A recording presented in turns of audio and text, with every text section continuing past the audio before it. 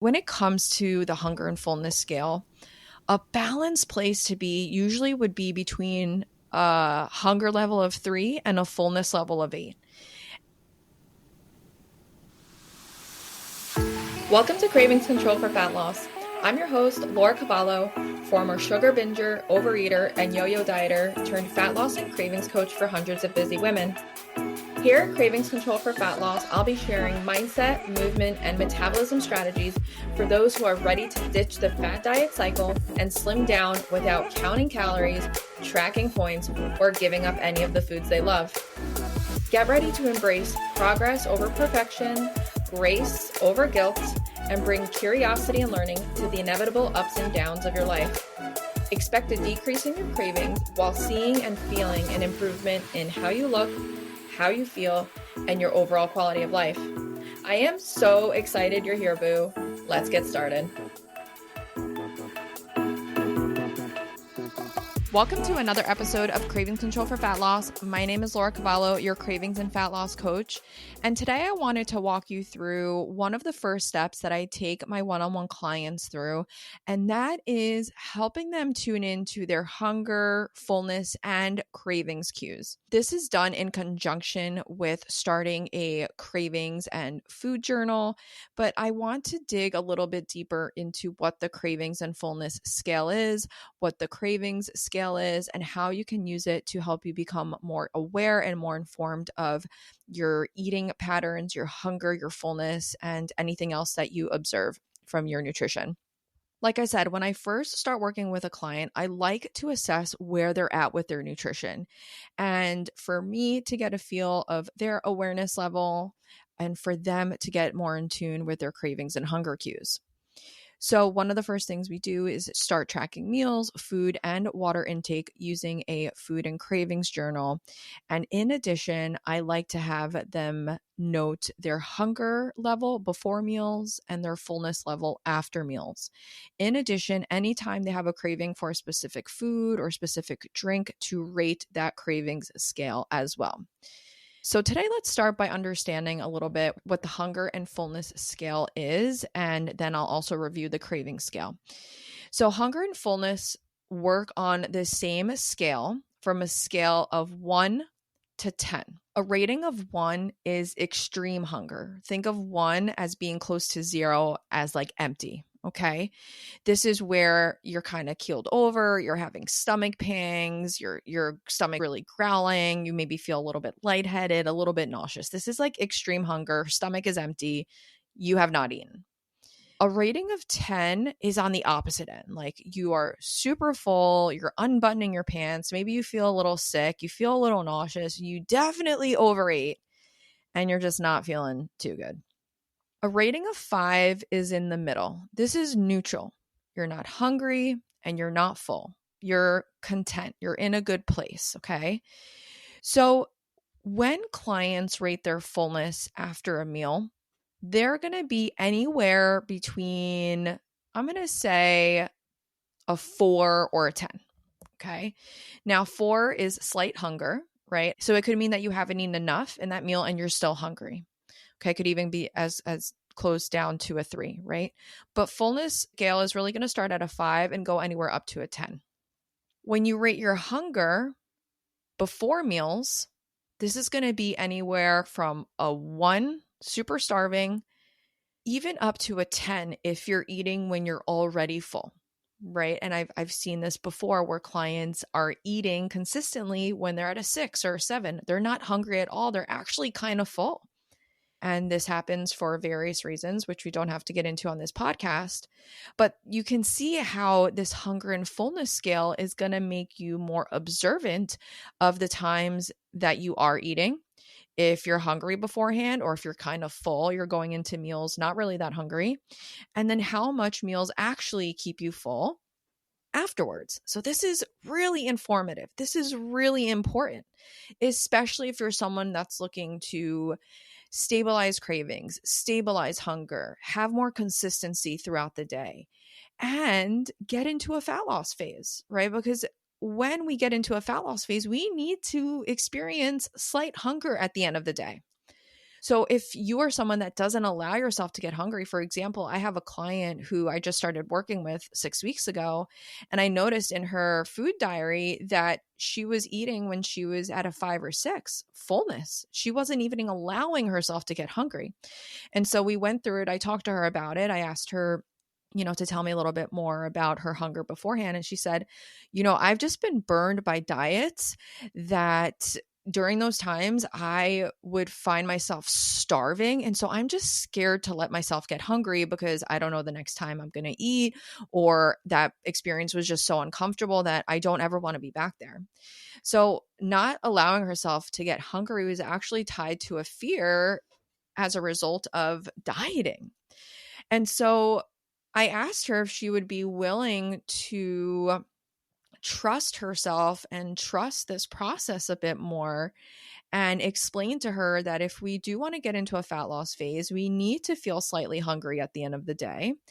And part of that is allowing herself to get on a hunger scale of a 3 or a 4. It doesn't mean we have to get to a 1 or a 2 where we're starving and we're dying and we're like, I feel so sick and this is torturous. But I asked her if she would be willing to try to allow herself to get to maybe a 5 or even a 4 before she started eating. And she said, yeah, let's try it. So what we did is we had her move her meal times back by just 30 minutes. So instead of eating at 1 in the afternoon, she allowed herself to get to 1:30. Same thing with dinner. I asked her how that felt for her, if she started to get a little bit more hungry. And I could see reflected in her food and cravings journal that now she was allowing herself to get to that 4 before meals and even 3. And so what this did for the client is it showed her that allowing herself to get a little hungry doesn't mean that it's going to suck, and that it doesn't mean that she's not going to be able to get food afterwards. And so she started to trust herself more with that hunger. In addition, this client is increasing her range and allowing herself to get comfortable with and understand what level of hunger she can allow herself to get to without overeating at the next meal or without feeling anxious or nervous or stressed. She also started to learn that even if she gets to a 4 or a 3, it's okay. She's got her next meal lined up. It doesn't have to be the end all be all. So from a mental perspective and a mindset perspective, she was building more trust in herself and her routine. And then from a physical perspective, she's allowing her body to stretch itself and increase that hunger range for herself so she can get more comfortable feeling slightly hungry, which is what we need for this client's fat loss goals ultimately. So that's a little bit on the hunger and fullness scale. I'd love to know what questions you have on this. I might have missed something as I shared this. Before I hop into cravings, when it comes to the hunger and fullness scale, a balanced place to be usually would be between a hunger level of 3 and a fullness level of 8. And kind of living in this gray area, not allowing yourself to get too hungry in between meals and not get overly full from eating either, but using enough of the range that we're allowing ourselves to feel both hunger and fullness. Now, this is not to say that there aren't going to be times when you haven't had a chance to eat in a while and you get to a level of 2 of hunger or 1. This is a great opportunity to observe how your relationship with food and how your eating habits change or are impacted when you get to that level of 1 or 2. How do you respond to your meals? Do you tend to eat faster? Do you tend to overeat when you allow yourself to get more hungry? Do you make less than satisful decisions when you are more hungry in those scenarios? Are you more irritable? Are you grumpy? Do you take it out on other people? So observe what happens when you get to that level, and don't judge it, right? But observe it and then say, is this in line with my goals? Is this going to help me get to my goals? Or is this going to make it a little bit harder and create more resistance on the road to my cravings goals, on the road to my health goals or my fat loss goals? In addition, there may be times where you end up overeating. And again, this is a good opportunity to notice how you feel afterwards and what you observed. And this is part number 4 of creating a satisful plate. Observe and adjust. When you get to that level 9 or 10 of fullness, do you feel lethargic? Do you feel gassy? Do you feel more energized? Do you end up craving more crave foods? Do you feel uncomfortable? There are also times when, let's say, maybe you know you're not going to be able to eat for another 5, 6, 7, 8 hours. Maybe this is a time that you eat to a level 8 or 9 or 10 of fullness, knowing that you have a long day ahead of you, knowing you have to fuel up. So again, this is about building awareness, connecting the dots, and using your food and cravings journal, as well as those levels of hunger and fullness, to help guide your decisions and bring more awareness. 2024 is here, and I'm currently accepting applications for my one-on-one coaching program, The Cravings Cure.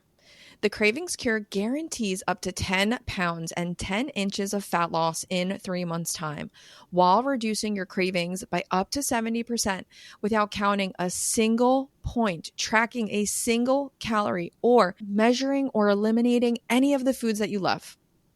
If you're ready for a sustainable approach to your nutrition, you finally want to get control of your cravings, and you want a more long-term solution to your fat loss goals that you can maintain all year long, the Cravings Cure is for you.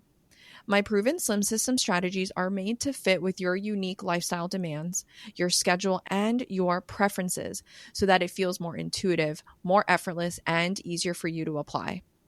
If this sounds like something you're ready for, or you just want to learn more about, follow the link below to hear from our past clients and see their amazing results. I cannot wait to work with you in 2024.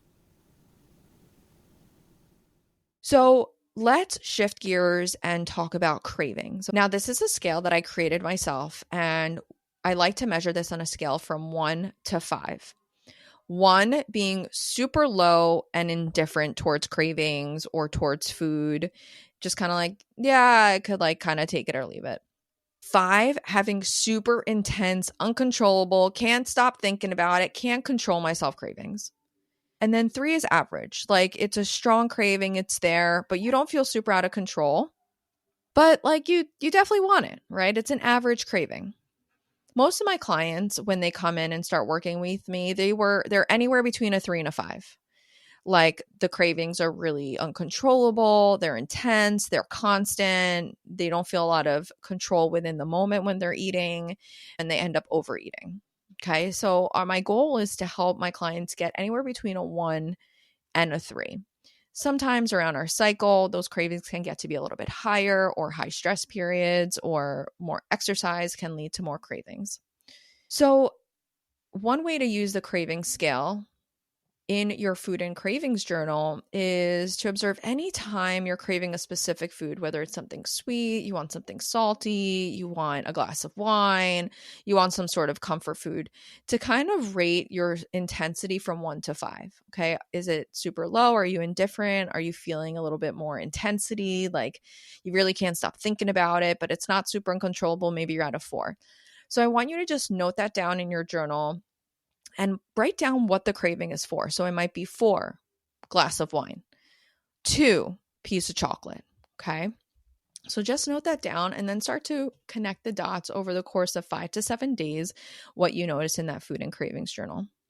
So when clients start to use these tools and assess their cravings, their hunger, their fullness in conjunction with the food and cravings journal, it can help create more awareness around what they're eating, if they're hungry, times that they may overeat, times they may undereat, and the response that certain foods can elicit and make them crave more food. And again, as a reminder, this is all a way to build more awareness with your eating habits. And so I'm curious to know if this is something that you think could be helpful for you. Is this something that you plan to start using? What questions do you have about it? Did I miss anything that you want me to answer? Don't be shy. Click the link below. Send me a message on Instagram. I would love, love, love to connect with you and share more strategies and tips with you. I hope that this was helpful, and I will talk to you soon.